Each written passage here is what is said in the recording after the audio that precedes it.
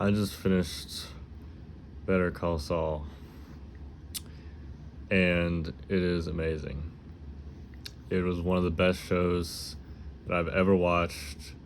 Granted, I haven't watched that many shows, um, but it honestly, it and Breaking Bad have both,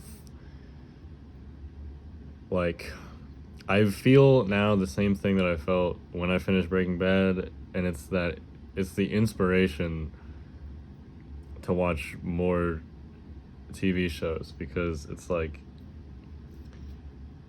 just so good. It's just so good, and I want more. And I know that there's no more, Breaking Bad universe content. I watched El Camino too, but even with that, I just want more like a content. You know what I mean? And it's just like invigorated me. It's just like it's not often you inhale the content that makes you react the way that I reacted when I just watched the Better Call Saul finale. I watched it like a couple hours ago. Um, I wanted to get some time to get my thoughts together so I could talk about it, but I also didn't want to wait too long because I didn't want to forget about anything. I'm sure I've already forgotten about a million things. Um, Unfortunately, I don't really have the time to like write a whole script about it. I mean, I guess I do, because I mean I'm not like on a time limit or anything, but like I've been really working on studying for my for my driver's test. My permit expired, so I literally took that long after getting my permit to get my license, and I still don't have it. So now I have to retake the exam just to get my permit, and then I have to get hours of driving, and then I can get my driver's license, and that's like, I really need to get on doing that. So if I was gonna dedicate time to like, maybe rewatching a couple episodes, researching, putting together a long script for like a 3-hour video or something, dissecting the whole show, I mean, I could do that, and I would probably enjoy doing that. But at the same time, knowing myself, I'd probably get writer's block, and I'd probably just forget about it eventually and end up just not really doing it. Or if I end up doing it, it'll be like a really long time from now. Eventually, I just know that eventually, even as much as I love the show, I'll stop caring as much as I care right now. So like, I just want to get it done right now, just so that I have this and I have something to look back on. So yeah, this video is going to include many spoilers for Better Call Saul, obviously, probably spoilers for Breaking Bad as well. So yeah, there's that. But I'm just gonna talk unscripted and unfiltered, give my thoughts. Yeah, I'm quite impressed, and it's actually recently is when I started it most recently, it was like probably not even a month ago now. But it's not the first time that I tried to watch it. I actually tried to watch the show a couple years ago. Maybe it wasn't a couple years. Maybe it was like, no, it was probably at least 2 years ago.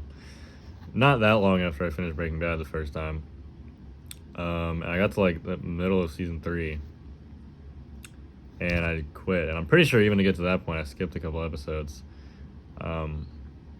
But yeah, I just got to like the middle of season 3 and just stopped because I was so bored. And I was literally so bored of some episodes that I just like skipped through them. I was like halfway in, and I was like, I can't even watch this. I just need to move on. Worst decision ever. I do not recommend doing that ever in any TV show, literally ever. Even if the TV show, even if it sucks, like if it genuinely is just a bad show, I still would not recommend doing that. If you really don't like it that much, just stop watching it. But like, what really sucks about Better Call Saul is that I spoiled things for myself, but I didn't really get the chance to appreciate them because I just skipped through it. It was just like, come on, when are we getting to the good part, right? When are we getting to the action-packed gunfights and whatever? I don't know what I was thinking. That was probably one of the dumbest things I've ever done. I mean, probably one of the dumbest extended events that I've ever done. And I absolutely regret doing that, and I would not recommend doing that to anyone watching the show. If you are watching it and you're feeling kind of bored and you're not really like super engulfed in it, here's what I recommend you do, and what I wish that I did. Just stop and come back to it later. You know, later on. And listen, these are both timeless shows. Nobody is ever gonna forget about Breaking Bad. They're gonna be talking about Breaking Bad like a century from now. You know, you're not gonna. You eventually you will be reminded that it exists, and then you'll be like, oh, I never really finished Better Call Saul, did I? Then you go back to it and you start over, and then hopefully,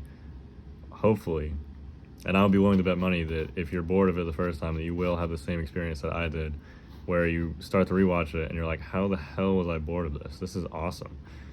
Because it is awesome. I don't even know what I was talking about, because there literally is like action. There's not as much action, and I'll get into that. There's not as much action as Breaking Bad, at least not early on. But there still is. There's definitely dramatic and exciting moments. Like, it's not all just a lawyer filing paperwork, you know. So yeah, I'm not really sure, well, why I had such a limited attention span. I'm kind of disappointed in myself. That being said, though, it is a slow burn at first, and that's something that I want to talk about as sort of like an analysis of the show compared to Breaking Bad. Breaking Bad is much more action packed right out of the gates. Like, the first episode of the show is super memorable, and to this day, it's one of my favorite episodes of the show, the pilot, because it's like it sets everything up perfectly. There's a lot of action. There's even like shit. I mean, like, they just waste no time. Like, he gets right into the meth cooking. Like, probably not even that close to the end of the episode. You know what I mean? And the end of the episode leaves you on a cliffhanger. You're like, okay, now I need to see what happens next. See, that leads you on episode 2, and then you're really on the train. You know? There's really not a single episode of Breaking Bad. I don't think there's a single episode of Breaking Bad where there's not at least one like action-packed moment. Maybe Fly.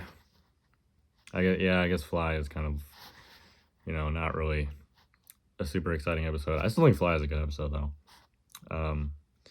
It was pretty enjoyable, but that, even that episode is like later on, isn't it? It's like in season 3 or 4 or something. I think it's season 3. It's like it's very later on. You're already kind of affiliated with the characters, so like having like a bottle episode, I think is what it's called, where they all stay in one location the entire time. Having Walter and Jesse, stuck in the lab for the entire episode. That's like more tolerable coming later on, because I like Walter and Jesse, and I like the dynamic that they have. So seeing them interact with one another, it's just kind of like, it's almost like a sitcom. So it's entertaining in that, right? Yeah, Better Call Saul, even after coming back to it and appreciating it, I can say is not always entertaining. It is not always, like, sometimes, even on my second time coming back to it, there were times during episodes, I don't think there's a single bad episode in the show, nor Breaking Bad, but there were times during the episodes where I was kind of bored, and where I was, I regret to admit that I was, almost about to do the same thing that I did before, where I would just skip through the episode. But then, I told myself that's the wrong thing to do. And then that is how I think I learned to appreciate it more. Because it's, while it is a slow burn for the start, not everything is like in your face. The build up to the payoff is, in my opinion, maybe even more. It makes the payoff even more powerful than some of the payoffs in Breaking Bad. Because it's like, I don't know.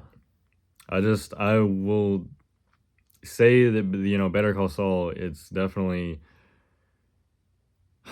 it's slow. I've called it a slow burn multiple times. The first couple seasons, honestly, the first like 3 seasons, and maybe like the first half of season 4 are maybe not quite. Season 4 is pretty action packed. Definitely season 5 and 6 for sure. But yeah, the first like 3 seasons, there's not a bunch of like gunfights and murder and insane characters. You don't even meet Lalo Salamanca until like the end of season 4. You don't meet Gus until I think like the beginning of season 4.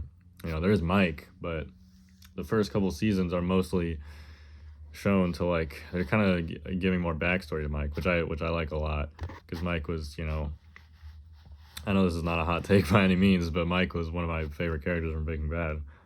He was one of everyone's favorites. So getting more kind of like lore on him, showing him who he was, today is honestly like probably the best thing that they could have done.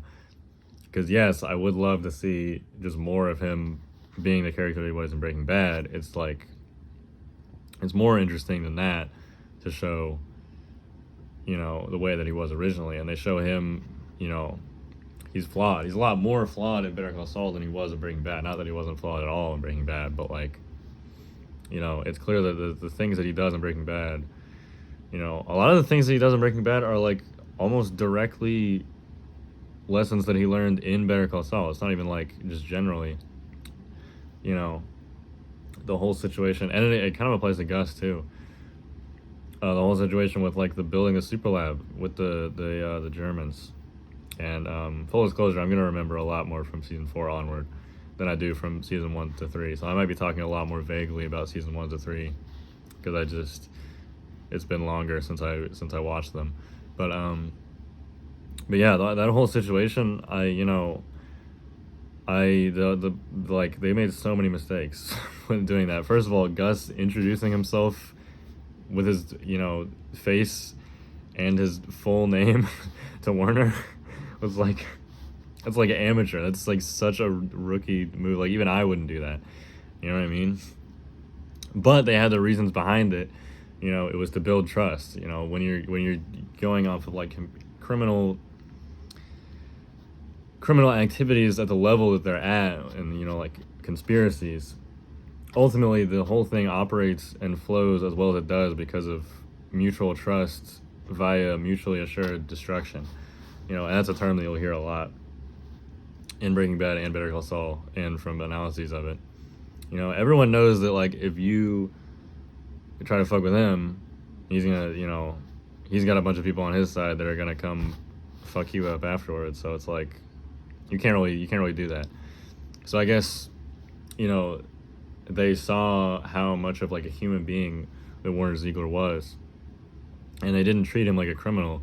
They treated him like a person, and that was to build his trust and to make them think that they were friends, because that makes them more likely to cooperate. And that is a good idea, but it ultimately, a lot of the things they did backfired. Warner, he got too comfortable, and he thought he could be forgiven if he just took a little bit of a break, so he just left, and that ended up with the whole, he ended up talking to Lalo, unrealizing it. Did I just say unrealizing? He talked to Lalo without realizing it, also unintentionally causing the death of a travel wire employee, which I was actually very pleasantly surprised to find out. I was avoiding reading anything about like reactions to the show or like what people thought about the show until I finished it. I was very pleasantly surprised to see that people cared about Fred as much as I did, because I did not forget about Fred. That guy did not deserve to go out the way that he did. Lalo Salamanca he's fucked up for that, and I'm gonna get into that later. Don't you worry. Lalo Salamanca, I'm gonna be talking about him for like 20 minutes. But yeah, no, the Warner escaped. That caused a lot of problems for them. Ultimately, that kind of set up the whole of season 6 and kind of season 5 too. I mean, not the whole of it, but like the most conflict was from Lalo trying to figure out what Gus was doing, and that was ultimately like Lalo wouldn't even have any fucking idea, or like there was something that led him to it before that. I'm trying to remember what it was, because obviously he knew to call Werner, but like anyway, point being, it was mostly their, it was a mistake that they made. And I don't think that's poor writing at all. I don't think that, it's bad writing to make them do something dumb, because they do dumb things and they learn from it. And that makes them even more badass in Breaking Bad. You know what I mean? So that's really cool. What I was talking about before, though, seasons 1 to 3 are pretty slow. Not too many criminal activities going on, definitely a small amount of it, but it's mostly just Jimmy getting his name out there, and trying to like get his foot in the door of like trying to like grab at any opportunity that he can, you know, to ultimately become like a very successful lawyer. But Jimmy's main flaw, and one thing that I really like about like the entire universe is that every character, you know, flaws are just like they're just, you know, part of their character traits, and they're believable when it goes into like everything else about them. But yeah, Jimmy's main flaw is that he has a lot of self-destructive tendencies. I don't think he wants to like. I don't think he wants to like suck up to anyone, you know.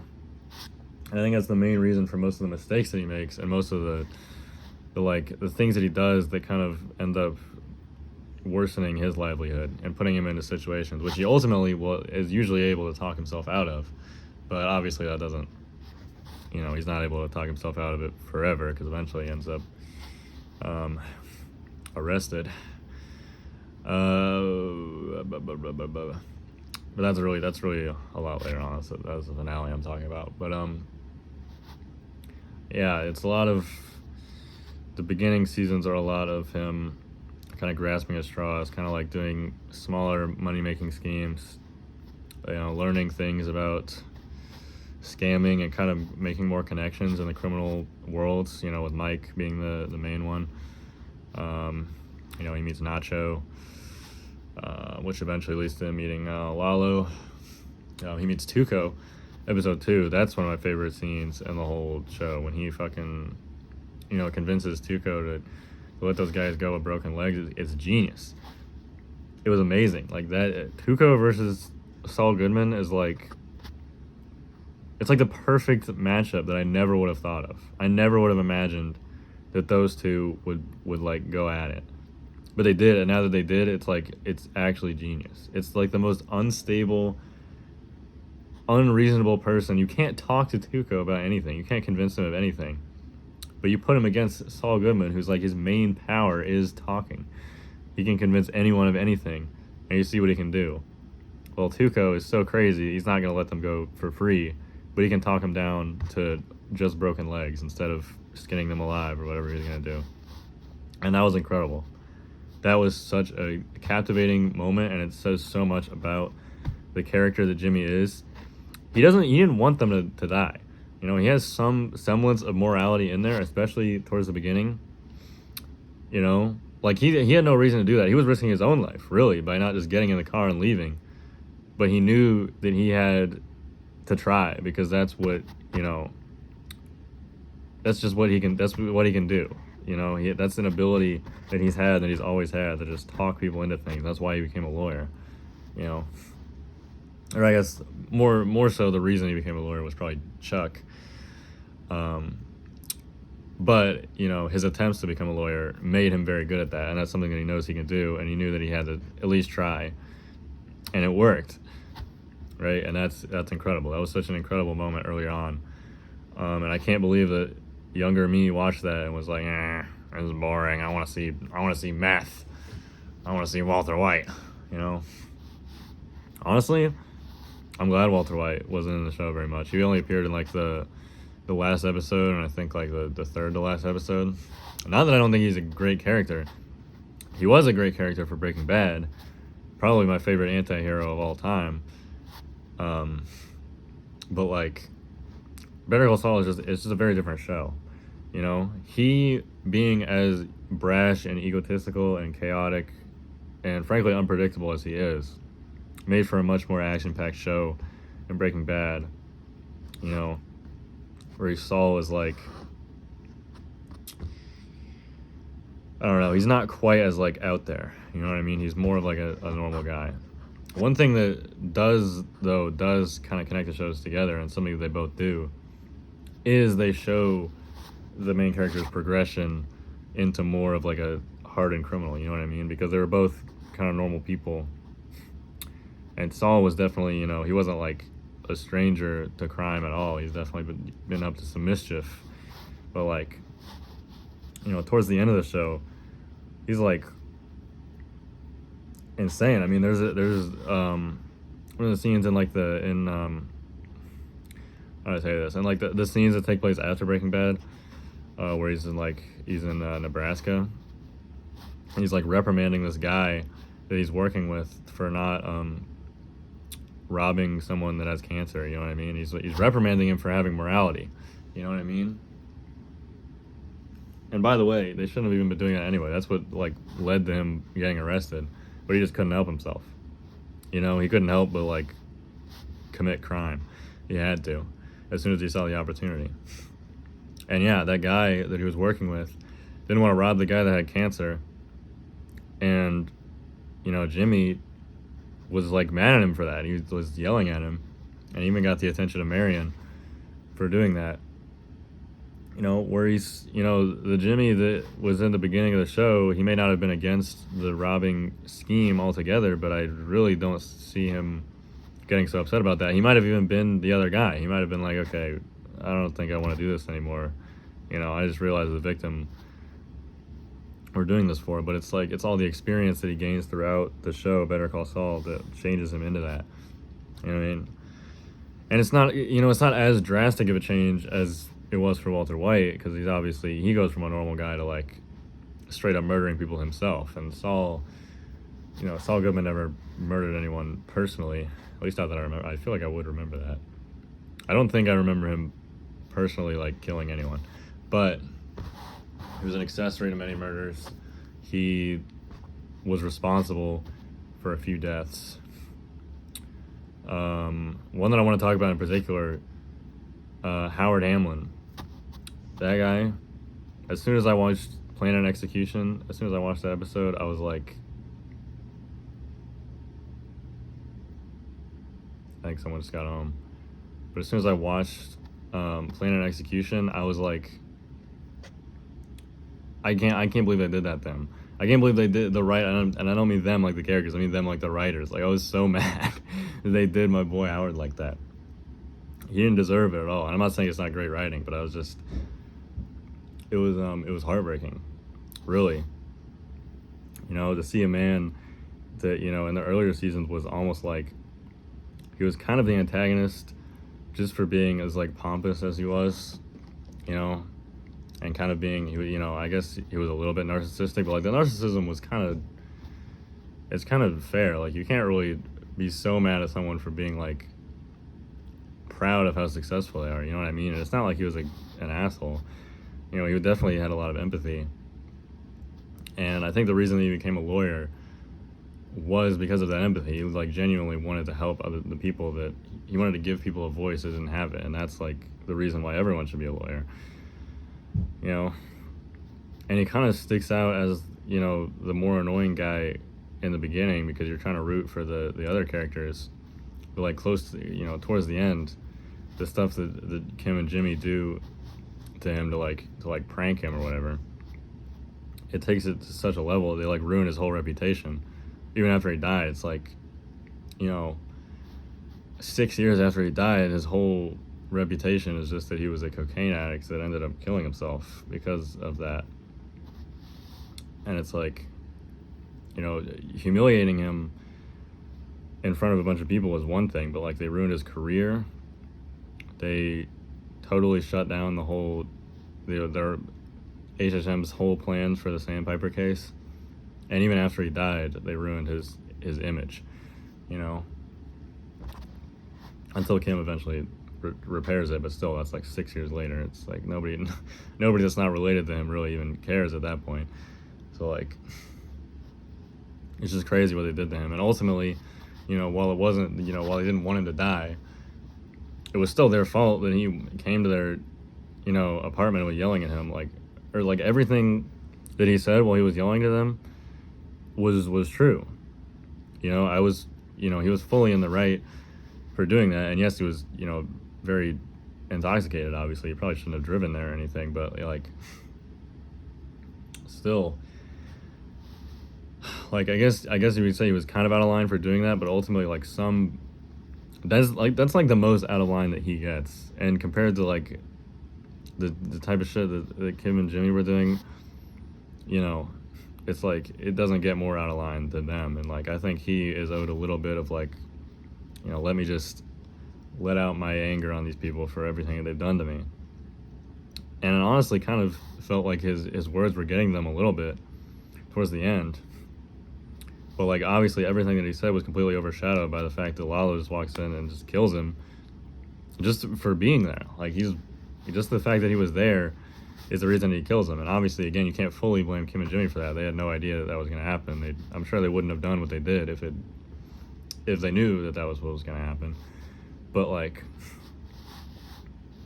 they still did do what they did, and it still did lead to that, and that's something that you can never really take back. They are partly, not fully, not even majority, but like they are partly involved in his death, and they are like, if they hadn't acted the way that they did, which was wrong, and it's different if you're doing something that's not wrong. If you're doing something that's like, let's say like, I don't know, if they did something nice for him, and he was coming over to thank them, and that's when Lalo showed up to kill him, then I wouldn't consider them involved at all, because they had, they were doing something good. But it's like, doing bad things will always result in consequences. Whether or not you're aware of how big the consequences of that will be, you're aware that what you're doing is bad, and you're aware that it will have consequences, and you have to be aware that you can't possibly know what those consequences will be. But they thought that they were like more powerful, They thought that together they could conquer anything and just do anything and get away with anything, and nothing will ever affect them. I really like the relationship between Kim Wexler and James McGill. I don't know why I just called him James, but that's his name. I think his middle name is Morgan. James Morgan McGill. I think. I hope I'm not just pulling that out of my ass, but I'm pretty sure that's his middle name. Yeah, I really like their relationship throughout the show. Not that I think they evolved into good people, but it was just very interesting. I didn't expect, it's essentially like the main driving plot of the show. Like arguably the two main characters. I mean, obviously Saul is the main character, but Kim, being his main love interest, is like arguably the secondary main character, even though she doesn't appear as much as like Mike or maybe Gus. She probably appears more than Gus, but it's almost like a love story. Better Call Saul is almost like the most dramatic and tragic love story. Probably not the most tragic, but like, it's just not what I thought I would be getting into. That's like, Kim is not the character I thought that I would care about going into it, but obviously, the writers are so good that they'll make you care about anyone.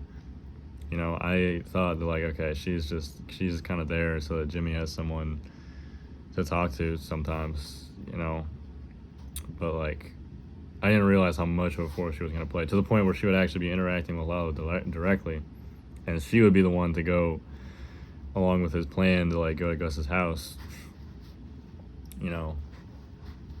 I didn't expect that much. I kind of expected her to be in the same realm as Howard for the entire show, but it just goes in a direction that you wouldn't expect, and I really appreciate that. Yeah, Howard, they did my boy Howard dirty. He deserved better. He absolutely deserved better. I felt so bad for him, even before his death. I had no idea that his death was coming. I genuinely did not expect him to die when the show ended. I did not think that would happen. I thought the show would end with them, I mean, I did kind of expect them to feel bad for it eventually, but I didn't think the consequence would be him dying. I thought it would just be him, like, them watching his career fall apart and then being like, wow, maybe we shouldn't have done that. But no, it's them literally watching him get shot in the head, and then they're like, wow, we definitely shouldn't have done that. They did him so dirty. But yeah, I felt bad for him even going up to that. I really did think what they were doing was too far. The trolling was definitely going too far there. Although it was kind of genius. I do love that, like, all the schemes that they come up with are like so well thought out and like just genuinely genius. Like the writers that came up with the stuff they were gonna do are genius. They could probably get away with conning people in the same way, because it's so believable and plays into like it plays into people so well and people's tendencies. You know what I mean? God, and I love that, you know, Jimmy, for as many corners as he cuts, he is not lazy at all. And I think it was actually Chuck that said that. You know, he was like, you know, Jimmy was like, you really think I would go to all this trouble and do all this just for this? And he was like, well, no one's accusing you of being lazy. And he's right. No one would ever accuse him of being lazy because he puts an insane amount of effort into everything. It's just what he's putting effort into is ultimately not the right thing to be putting effort into. You know, and he's ultimately cutting corners and, you know, breaking the rules, which is not, you know, it's a very interesting dynamic for a lawyer. I really like the idea of a criminal lawyer, right? You know, because a lot of people joke about that, like, you know, all lawyers are just greedy and they want to, like, you know, either the, you know, prosecutor just wants to get like innocent people locked up, or the defense attorney wants to, you know, keep the most evil person ever out of prison. Just, you know, either way, they're only doing it for money, right? That's kind of like the stereotype of lawyers. But I really like the idea of like going in depth on what a criminal lawyer would actually look like, because he's not entirely an amoral person either. You know, he definitely is, like, he's probably one of the most moral people from Breaking Bad. I mean, not, you know, maybe not quite. I mean, he's not a good guy. He's pretty bad. He's been accessory to some bad things, but at least in the purposes of Better Call Saul, where they're more going in depth on him as a character, you know, he's not entirely an amoral person, but he knows that, like, you know, bending the rules a little bit is like, will ultimately get him ahead. And he kind of like justifies it to himself, like, well, maybe a little bit of this isn't hurting anyone really, you know. And ultimately, I really like the correlation that they show between being a lawyer and being a salesman. You know, I like that a lot. Jimmy, they show him getting jobs as he's you know, been suspended from the bar. He's they show him getting jobs like as a salesman. He's like a cell phone salesman, I think, and I think there was something else that I can't remember, but he was definitely a cell phone salesman at one point. And he's obviously doing his schemes while he's doing that as well, because he's selling the phones. But, like, you know, it's a very interesting observation of what being a lawyer actually is, because ultimately that is kind of what a lawyer kind of is, a salesman in a way. They're selling like offers, like plea deals, and, you know, they're selling offers to a judge and to a jury. And, you know, a defense attorney is not necessarily, you don't just hire a defense attorney to get you off forever. Like, in any context, you don't just hire them to be like, okay, you know, you know, a trial is not just as simple as like, is the defense attorney better than the prosecutor? If the defense attorney is better, they don't go to jail. If the prosecutor is better, than they do go to jail. A defense attorney will oftentimes, you know, be like, okay, there's no way I'm getting out of jail entirely, so we're just going to try to lower the sentence as much as possible, right? And what a defense attorney really is, like what the concept of it is just, they're really just there to make sure that the law is not being like abused, you know what I mean? Like, somebody has to be there to defend the other guy. You know, even the most indefensible person, somebody has to be there to defend them, to make sure that the prosecutor isn't just being unfair with it and just being like, okay, 100 years for you, that's my final offer, you know? That's why we need lawyers for both sides. And, shit, I forgot where I was going. Oh, yeah. Salesmanship. That's really what lawyers are doing. You know, they're selling. And it really is cool that they show him being able to sell things so well. Like in a weird way, every time he's convincing someone to do something, he's looking at it from like a business perspective. He's trying to sell them something. Even if it's just like selling them an idea, or selling them like, advice, I guess. Like with Tuco, he's like, he's like, it's just every negotiation is ultimately buying and selling. Like, it's just great. It's just great. I really like the way they portray lawyers in the show. It's really cool. There's a lot of visual storytelling as well. I'm sure there's a lot that I didn't pick up on because I'm not great with symbolism. I took a film literature class in high school, my senior year of high school, and I could tell going into that, and I can definitely tell coming out of it, that I am not good at picking up symbolism. I need someone else to point it out to me. And then it's like, oh, okay, now it makes sense why that is like a representation of this, but I can never figure it out myself. Although, the one piece of symbolism from the show that I do think that I picked up on, and I don't think I'm missing anything from, is when you first see Jimmy and Kim together. I think it's when you first see them together, and a lot of times, I think also the last time you see them together too, and then a lot of times in between, obviously, they're usually smoking a cigarette together and they share it, and you will see them taking it out of the other person's mouth and putting it in their mouth, and I think them sharing a cigarette like that is very good symbolism for their relationship, because it's kind of like, it's ultimately Kim was very correct, and what she said to Jimmy at the end of what was it, Fun and Games, or was it Point and Shoot? It was probably, well, whatever, when she says that she's leaving him and that they're bad for each other. She's absolutely right. It was in Fun and Games. Now I remember. It was definitely Fun and Games.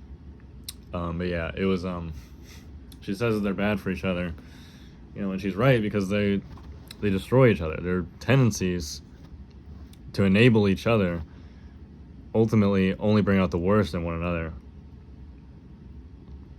Right? And that's when it gets to the point where it's as bad as what they did to Howard Hamlin. Right? And I think the symbolism of a cigarette is very good in that, because it's like, on the one hand, they're taking it from the other one to give it to themselves. So they're like, no. I will, I'll be the one that bears the burden. I'm trying to like protect you from this. But then they're both taking it from the other one, so it's kind of like they can't both protect each other, right? And at the same time, they're both ultimately participating in it. They're both agreeing, we're gonna both smoke a cigarette together. So it's really just, they're harming themselves by being together. But that's just like, it's just something that they do together. It's like, it's just naturally what they do. Yeah, Kim Wexler as a character, I mentioned that I really liked what they did with her. Yeah, I really did not expect her to be such an enabler. I did expect her to leave Jimmy eventually. Well, obviously I knew that she was going to leave Jimmy eventually because she wasn't in Breaking Bad. But, I guess I could have thought she would die or something, but honestly I didn't really expect her to die. I did expect her to leave him because of his actions. I thought, he kept pushing and pushing and pushing, and like, it kind of felt like he kept testing the waters to see what he would get away with, almost. Because everything that he would do that would piss her off would be worse than the last thing, and she would get more and more upset with him. And I genuinely thought that she would have the rationality to just leave him at that point, or at any of those points. And that's where I expected it to go, but ultimately, she just joins him in the end. And she, for a moment, even if it's only for like a couple episodes, or at least a couple days in their time, well, it was definitely more than a couple days, maybe like a month or so, but they get married, and they ultimately join together in the most official possible way, because she, instead of realizing how bad Jimmy is and how much of a bad influence he is and how much mischievous he is, They were actually married for a long time. I don't know why. Not that long, but I think they get married in like season 5. I might be completely off. But they were married for longer than I thought originally. But yeah, she shouldn't have done that, and I didn't think that she would do that. I thought that would ultimately be the main thing. That I thought that he would be very hurt by that, and kind of that kind of turned him into the person that he was in Better Call Saul, where he's almost he's kind of gross to women sometimes. There was that scene where when they're leaving, I think it was it's actually the first episode we see him in, right before he gets kidnapped by Walt and Jesse. And he's asking Francesca if he can follow her home, but not he says it's for safety, but it's not actually for safety. And then he's like, "Oh, you're killing me with that booty," And ultimately, I did see some people saying that they didn't think that he would say that because he's not creepy to women or whatever. But honestly, I was kind of confused seeing that, because it actually kind of does go with his character. I think that he's ultimately even in Better Call Saul, not even that far in, I think in season 3, he goes on that bender with his old friends, and he hooks up with a prostitute because he told her he's Kevin Costner. That was a shitty thing to do. I'm pretty sure he was with Kim at that time, and they weren't official or anything, so it's probably not the end of the world. I'm not officially cheating or anything, but I don't think it was a good thing to do. Obviously not a good thing to do, to lie for sex. That's just I don't really see why people thought that would be too far for him, or a line that he wouldn't cross, because it definitely is. I don't think that line was out of character for him at all. He later on too, he's talking to Skylar, and he's I see Walt picks his wives like he picks his lawyers, only the very best with just the right amount of dirty, or whatever. Great line. Definitely not the best thing to say to a woman, especially not in front of her husband, especially not when her husband is your client too. But that's just the way that Saul is. That's his personality, and I think it's perfectly in line with him. And I kind of thought that he would end up being, at that point, almost drifting into incel territory because he got rejected by Kim or whatever. But they went way more in depth with it than I thought that they would, and his and her relationship and the way that it ended. I was right in assuming that it would end kind of like that, but I was not right in the reason that it ended, because I didn't expect them to do what they did with Kim, and I really like that, and I really like the cigarette symbolism. Yeah, that was very good. Let's see, Lalo Salamanca. We gotta talk about Lalo Salamanca. He was insane. I can't believe he only got introduced at the end of season 4, like I said. He was there for most of season 5, but it was honestly kind of on the back burner for the first half of season 6. He doesn't have that much screen time compared to the other characters, but he makes very much of an impact, to the point where I think I would consider him one of my favorite antagonists in the whole Breaking Bad universe. Up there with Gus. He literally had Gus paranoid. Who else would cause Gus to have that much anxiety? Not even Walter White, and ultimately Walter White was the one that killed him. But even then, he didn't have Gus shaking in his boots, hiding in a safe house, having guards everywhere. That was such a good sequence of events, dude. I loved that. I ate that up, dude. It was literally so good. When they were terrified of Lalo, knowing that he was still alive, not knowing where he was going to show up. I was terrified of Lalo, and I knew that neither Mike nor Gus nor Jimmy could die because they were in Breaking Bad. Even knowing that, was genuinely, there was actual fear, or at least as close to fear as you can get while watching a TV show, not knowing what Lalo was going to do. That dude is fucking terrifying. He is actually one of the scariest antagonists I've ever seen, because he's obviously a psychopath, but he's so charming. You know what I mean? He's not a psychopath in the same way that Todd is, because Todd is definitely unpredictable, and you know, fuck Todd, but like, I wasn't really scared of Todd. He was kind of predictable. He was almost like a child in a lot of ways. You know, a lot of what he did, he just genuinely like didn't seem to really have very much emotion. But Lalo did have emotion sometimes, and that almost made it more scary to see him doing things, you know, with a complete lack of, like killing innocent people, which he does multiple times. He does so with such a complete lack of emotion that it's like, I don't know, like for Todd, it's almost more expected because he's like a robot, you know what I mean?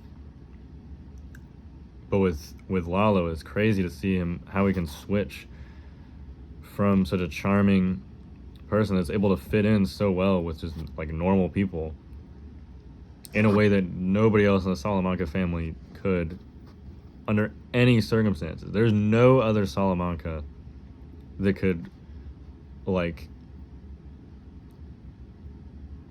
I don't even think they can have a normal conversation with anyone. Like they're just so naturally scary. The twins don't even talk. Tuco is out of his mind. Hector is like a complete asshole. You know, he would probably just say something super offensive and piss everyone off. And then what other Salamancas even are there? I feel like there were other Salamancas. I'm not remembering. Maybe that was all of them. But yeah, no, Lalo was clearly like the brains of the operation. I mean, Hector is definitely the head of the operation, and Lalo certainly respects him. But if Lalo didn't respect him and he just killed Hector, or like he probably couldn't get away with killing Hector. But like if Hector was out of the picture, Lalo would be like a much better head of the family and like a much better Don of the cartel. I think he is a Don actually. They refer to him as Don Eduardo a couple times. But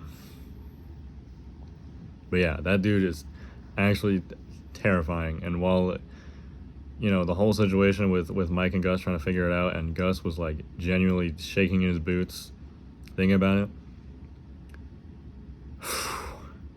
that was so good. That was easily on par with Breaking Bad. Like that is Breaking Bad level writing, and that is not something that I say lightly. That is like, that was so entertaining.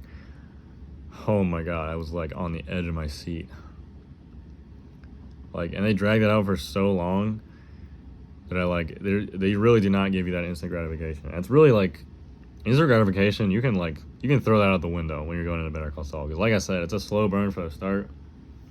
But even when you get to the action sequences, like I said, they're not going to just like bombard you with crazy jaw-dropping moments. They're going to have you on the edge of your seat, and then they're going to pull the seat out from under you, and then you're just going to be lying there like a fucking idiot because you had no idea what was happening, you know? And you're going to be like, wow.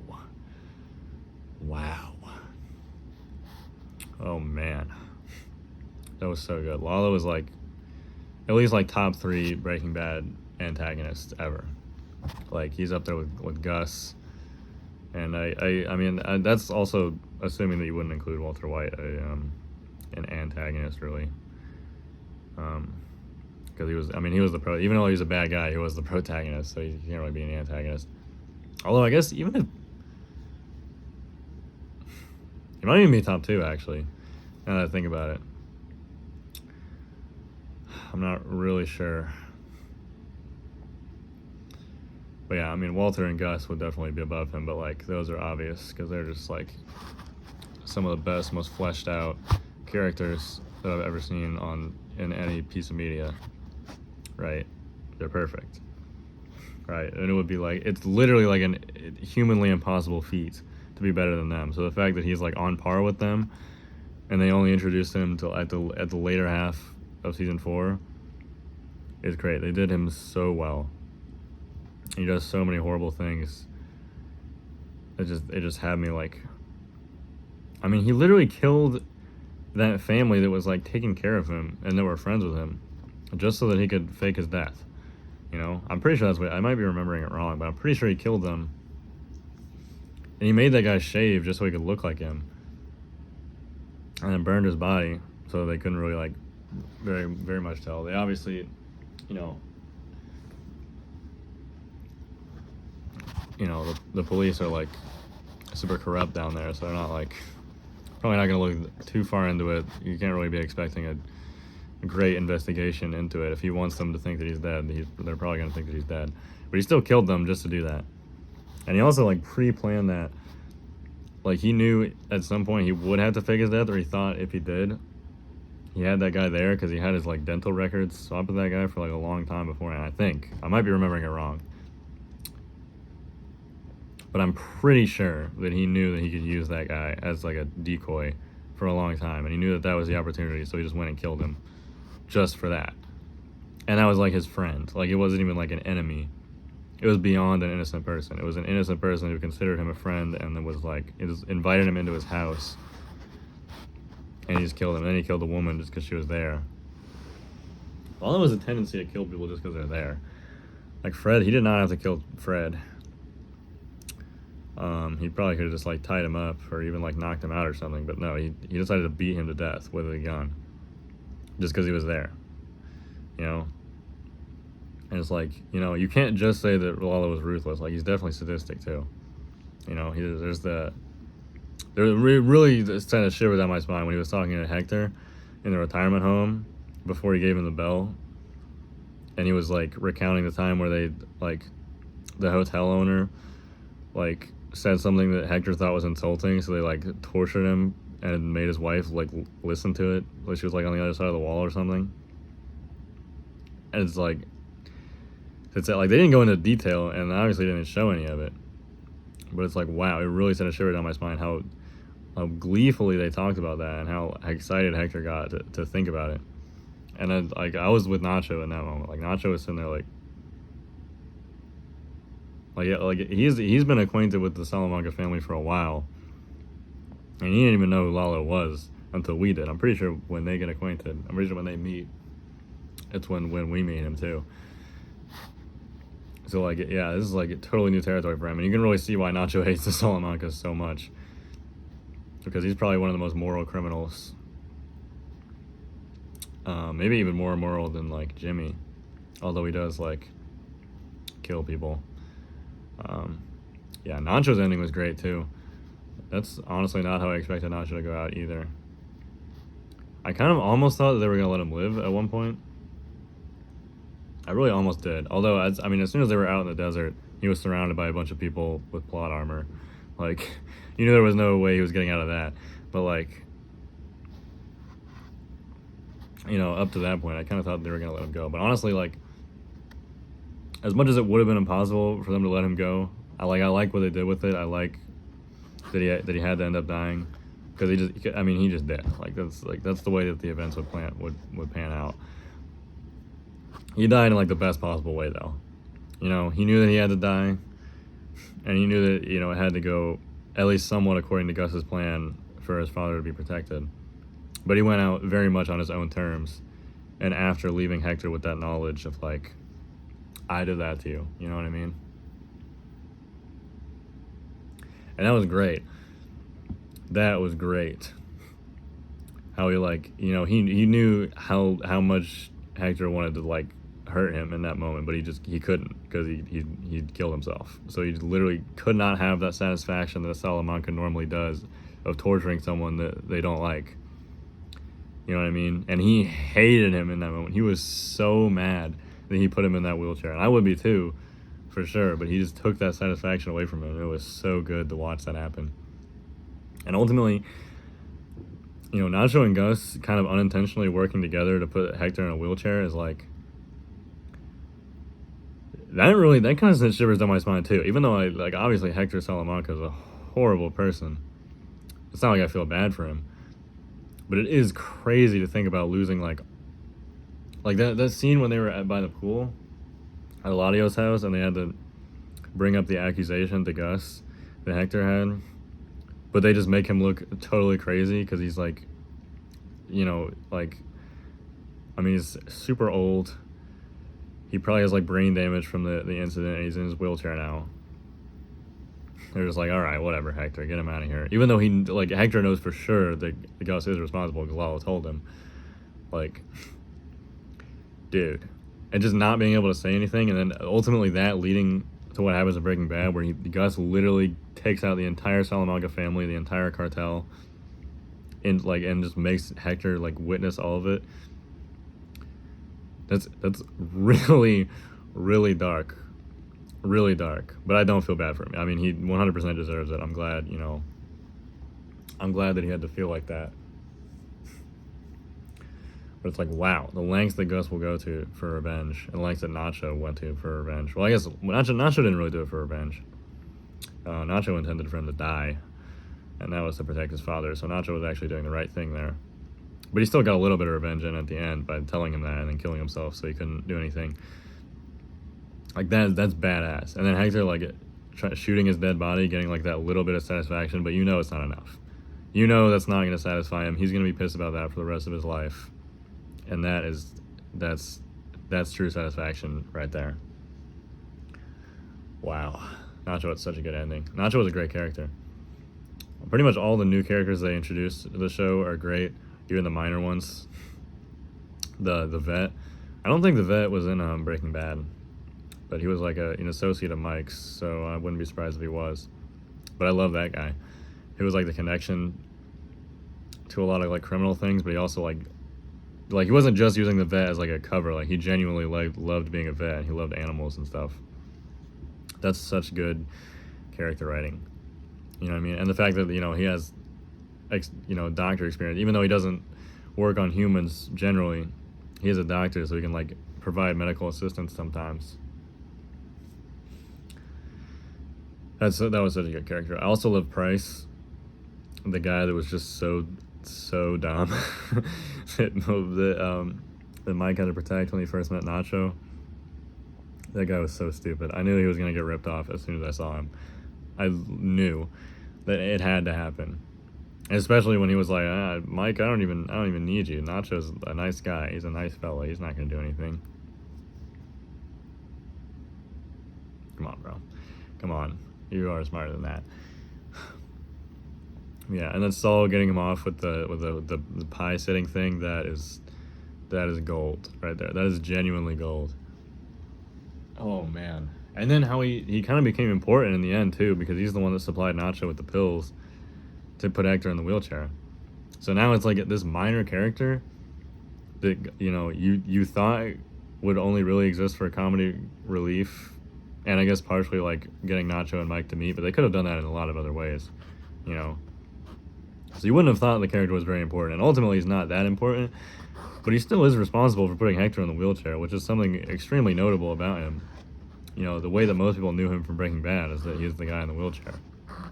Right? And if you think about it, a lot of responsibility for that can be put on Price, this random guy that we just thought was really dumb, And I really like that. I really like there's consequences for everything, and everything has a reason for it. There's no character that exists, even if it's a character like Fred that pretty much only exists to get killed. His death still has consequences and affects things afterwards, so he still had a reason for being there. You know what I mean? Everything has a reason for it. There's consequences for every bad thing that happens, and that is great. That is absolutely great.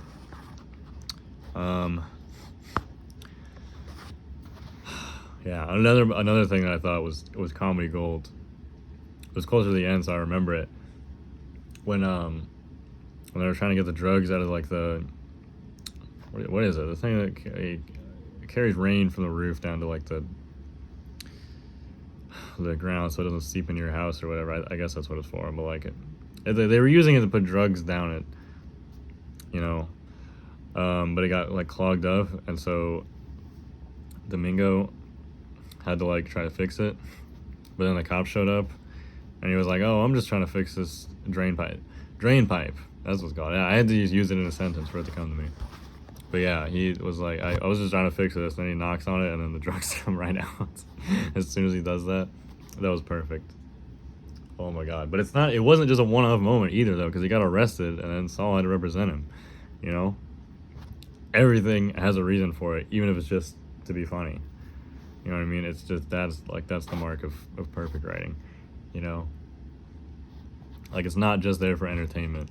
It's there to push a story along. That's real. That's how you're really going to get people engaged in your story. You know? My God.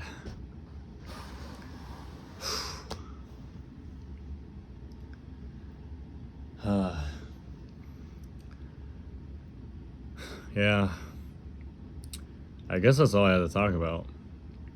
I've been talking for an hour. Somehow I still feel like I haven't said enough. There's definitely a lot more that could be said about the show. But yeah, I loved pretty much every second of it. I love all the minor characters. All the major characters were super fleshed out. You know, the story went along very smoothly. Oh my God, I haven't talked about Chuck like at all. Dude, Chuck was the other guy that I thought Jimmy was somewhat responsible for the death of. You know, Chuck being Jimmy's brother is so good. It's just so perfect. They're complete, like, polar opposites. And they obviously still care about each other because they're brothers. But they're polar opposites. Chuck obviously is super jealous of Jimmy because of all the attention he got growing up. Especially after his mom died and he, like, thought that Jimmy was there. Like, her last words were literally asking for Jimmy. He has some sort of built-up resentment for Jimmy, even though he's a super logical man, and he knows there's no, like, logical basis for that jealousy. He still has that kind of resentment against him, you know what I mean? And I think that's part of the reason, even though he was ultimately right, that he shouldn't have let Jimmy be an attorney because he's a scam artist. You know, I think that part of the reason he did that was just because of that jealousy. He didn't really want Jimmy to be, like, on the same level as him. He wanted to have one thing that he was better than Jimmy at, you know? And ultimately, he kind of was better than Jimmy at being a lawyer. I mean, it was Howard that said he was the best legal mind that he'd ever known, you know? And that's probably true. But the thing is, the best player at a game is never going to beat someone that's, like, pretty good but cheats. You know what I mean? And Saul Goodman is better than pretty good, but, like, I think that if he played by the rules and didn't, like, commit any crimes, you know, the way that Chuck did, Chuck would probably be a better lawyer than him. But the only reason that Saul is better is because he knows what he can get away with, right? And just Chuck would just never do that, so he limited himself, you know? And that is what ultimately resulted in Jimmy kind of being better than him, and he beat him in his case against him, you know? And Chuck can kind of brush that off a little bit as, like, you know, well, at least I'm still more ethical than him, you know, at least I still have my integrity. And that would be true, but it's not enough. Jimmy still wins in the end, and that is what drove an already mentally ill man just completely off the deep end until the point where he had to kill himself. You know, that and the discovery that the electromagnetism thing was completely fake. You know, that is really it's really great writing. I really like the dynamic that they showed in that character between mental illness and, like, intelligence, you know what I mean? Because he's obviously not mentally well. He genuinely believes that he's allergic to electricity, right? Like, that's absurd. It's like never been recorded before. But he has, like, all these logical reasons to believe it. Like, he genuinely feels it. And he's like, well, AIDS wasn't fully recognized until, like, 20 years after his discovery or whatever he said, you know? Like, he's not stupid. Obviously, he's incredibly intelligent, maybe the smartest person in the show. But he is limited by his circumstances, you know? And it's very tragic. It's very tragic what ended up happening to him in the end. And he's a character that I very much appreciate. And I don't think that the actor, Michael McKean, won anything for playing that character. And I think that is beyond criminal. That is, like, a worse crime than anything Walter White ever did in Breaking Bad. That man needs an award. Not that I think awards are, like, worth anything, but, you know, I mean, obviously public recognition is worth a lot more than a trophy, but, like, come on. What are we doing here? That was, like, incredible. incredible performance from everyone.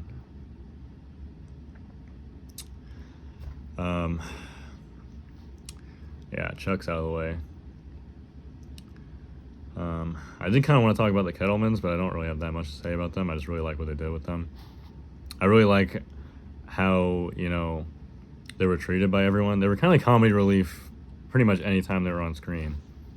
But I love how Jimmy, being the con man that he is, only looks at them as like people that are extremely easy to manipulate, because they are. And like at the end, he totally plays the shit out of them. And they have no idea what's even happening because they're just so stuck in their own world, right? I love those college students that Jimmy took with him whenever he was like shooting commercials and stuff. I love that they stuck with him like all the way up until the end. Like he still had them hired, even for the like more like upscale, high tier operations. I love that we got introduced to Francesca in the show, even though she was a pretty minor character. Huel too. Huel almost plays a more major role in Better Call. Actually, not even almost. He definitely plays a better, more major role in participating in things in Better Call Saul than he does in Breaking Bad. And honestly, Francesca does too. Which is, it makes sense because the show revolves around Jimmy. But like, I like that, they have they kind of have the ability to kind of fall into the background as minor characters. People will say like, we want more of these characters, and so you get more of them, and then it kind of lets you appreciate them more in Breaking Bad, because it's like you've already seen their full potential in Better Call Saul. Now, or not already, because Better Call Saul came out after, but you now have, right? You've gotten what you desired from those, even the minor characters, right? But it applies to major characters too, because like Gus and Mike were obviously extremely well fleshed out in the show.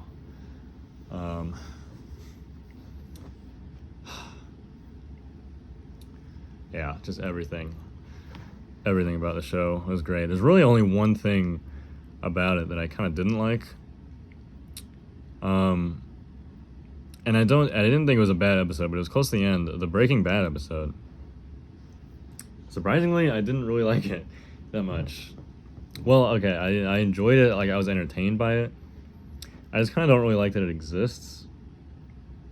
Like, if I could remove that episode, well, maybe I wouldn't. But I kind of wish it was replaced by something else, because it kind of just didn't really.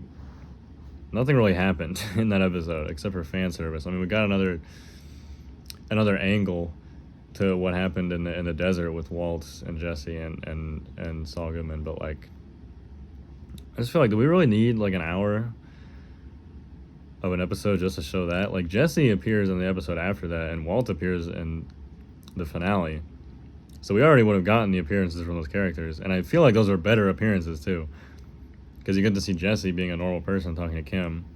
That's pretty awesome,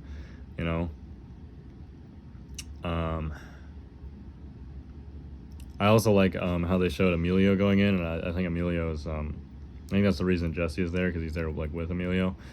But I like that because as the episode was going on, the episode is on Waterworks, I think, is when this happens. Yeah.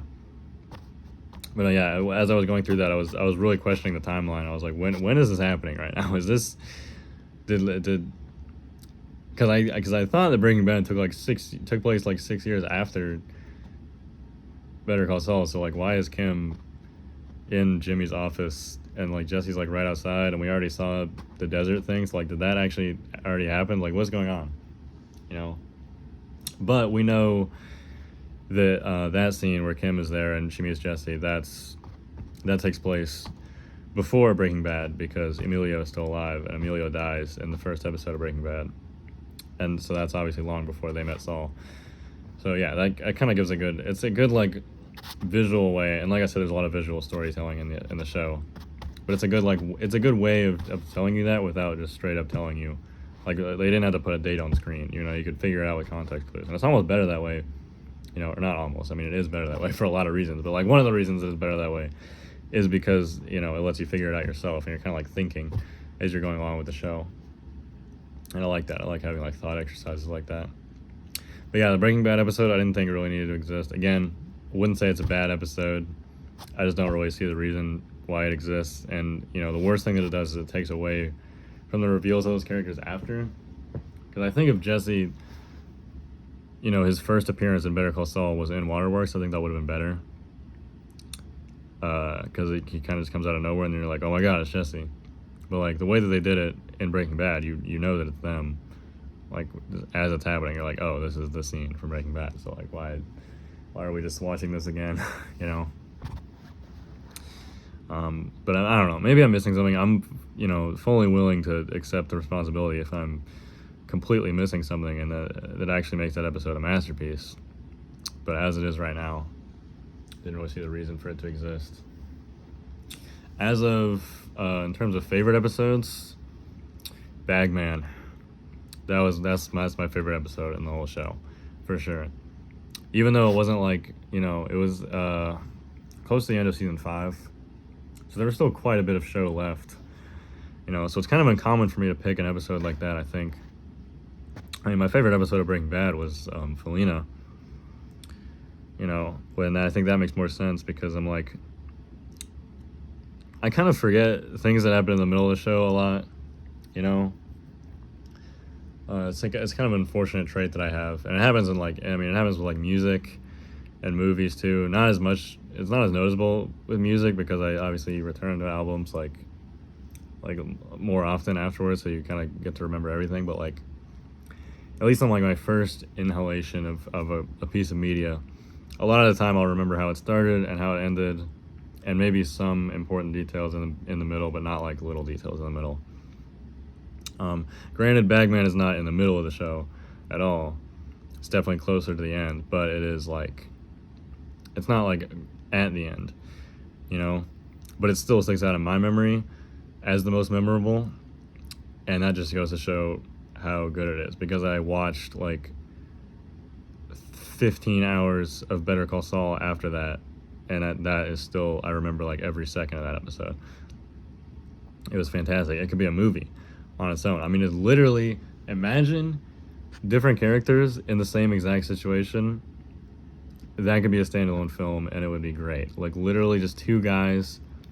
One guy is taking in bail money for his client. It's like $7 million. He gets stomped on the road and attacked, saved by some other guy who was there for completely unrelated reasons. Or not. He's there to protect the money, but it's not like, he's not protecting Lalo Salamanca inherently. Like, he doesn't like it, Lalo, you know. But the guy carrying the money doesn't know that he's there, and he just saves his ass. Like, and then they just have to travel through the desert together with the money, and one of the guys is still alive, and he's like looking for them. That's so good. It's so good. It's so good. The desert shootout is like maybe my favorite shootout in the whole universe. You know, like I mean the Breaking Bad, not like in the Breaking Bad universe is my favorite shootout. Maybe.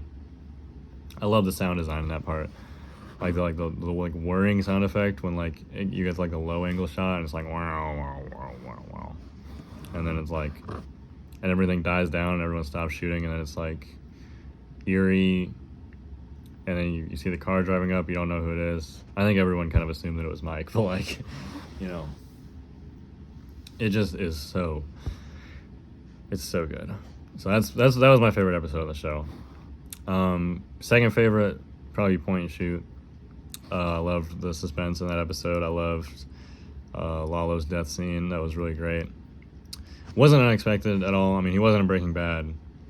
I didn't really think they were going to let him go. Especially when it came to like him versus Gus. Obviously, Gus can't die, so, you know, I pretty much knew that he was going to die. But the way that they killed him off was pretty great.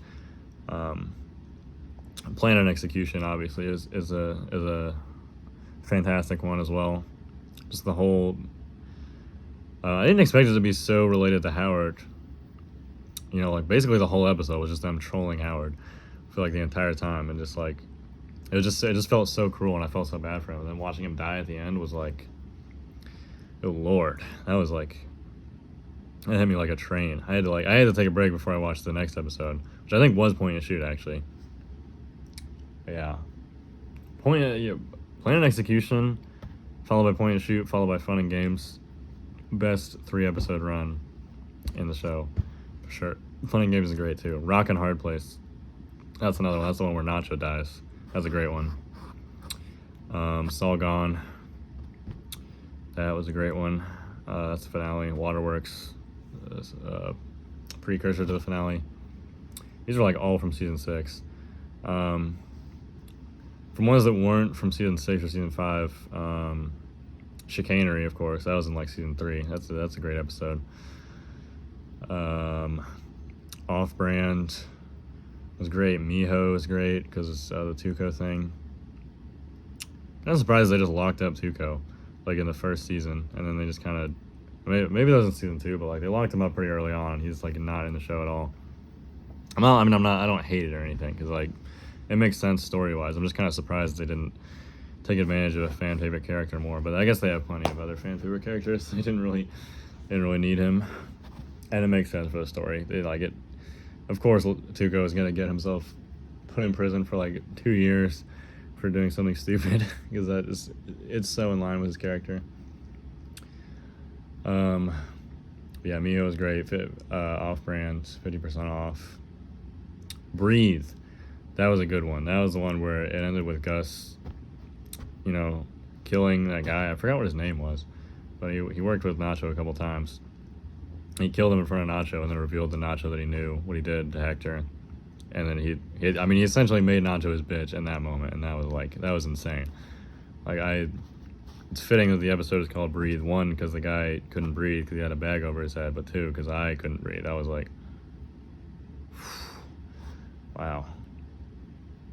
It's also a crazy way to kill someone. That was like they could have just had them walk up and just shoot him in the head, even with like a silencer or something, and so it couldn't be like hurt as well.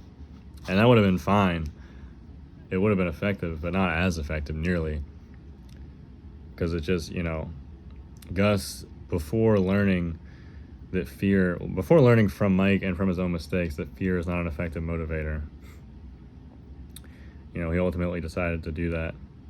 And Gus, he also does that in Breaking Bad, after saying, I don't believe fear to be an effective motivator.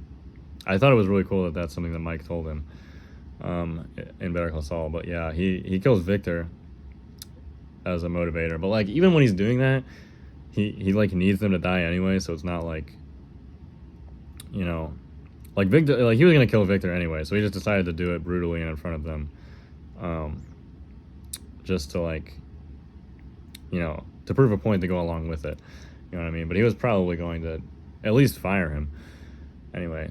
But yeah, I took that moment to be that he was just like that pissed in that moment. He wasn't even like planning that far ahead. He was just genuinely like, I'm gonna kill this guy in front of these people.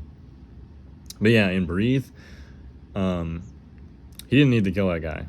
And he definitely didn't need to kill him like that, but he did it just to strike fear in Nacho's heart. That like, he's gonna be working for him now, and he's not somebody to be fucked with, Which is really great. I really like that episode.